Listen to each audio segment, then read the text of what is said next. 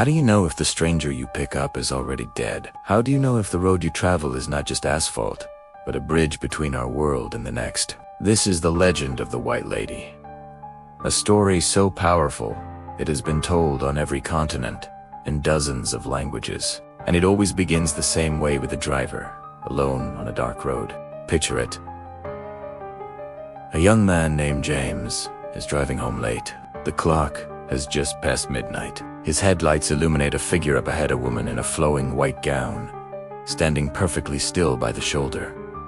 He slows down. It's a cold night. She's alone. He does what any good person would do. Impulsover, unaware he has just invited a ghost into his car. She slips into the passenger seat without a word. She is beautiful, but pale, ethereal.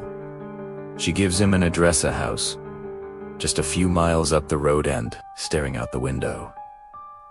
James drives. The only sound is the hum of the engine. He tries to make conversation, but she only gives short, quiet answers. He notices the temperature in the car is dropping, a deep, unnatural cold.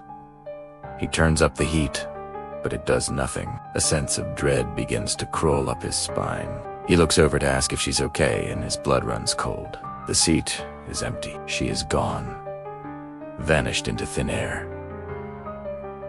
The car was moving. The doors were locked. Panicked, James slams on the brakes. His heart is pounding in his chest.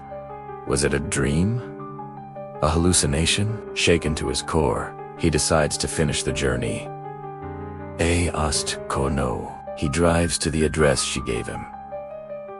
He knocks on the door. An elderly man answers, squinting into the night. James, stammering, explains what happened: the woman in white, the address, her sudden disappearance. The old man lets out a heavy sigh. You're the third person this year, he says. He leads James to the backyard, to a small, well-kept cemetery. And there, illuminated by the moonlight, is a headstone.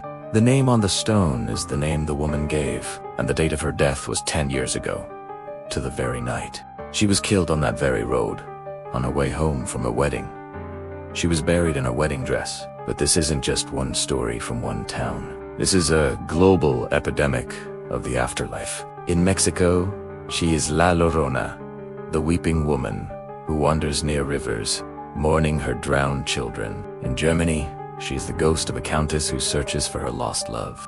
In the Philippines, she is the White Lady of Balit Drive, a hitchhiker who seeks revenge for a murder. The details change, but the core remains the same.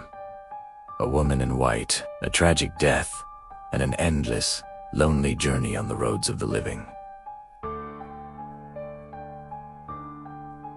Why does this archetype haunt every corner of the globe? Psychologists call it a fauve tale, a friend of a friend story. But what if they're wrong? What if these aren't just stories? What if they are echoes? A desperate attempt to complete a journey that was violently cut short. A psychic wound so deep, it bleeds through the fabric of reality itself. The white dress isn't just clothing. It's a symbol of purity, of a promise, of a future that was stolen. These phantoms aren't trying to scare us. They are trapped in the moment of their greatest trauma, forever trying to get home, to find peace, to deliver a final message. So the next time you're driving on a lonely road at night, and you see a figure in white, you'll know. You are not just looking at a person. You are looking at a memory, a tragedy, a soul suspended in time.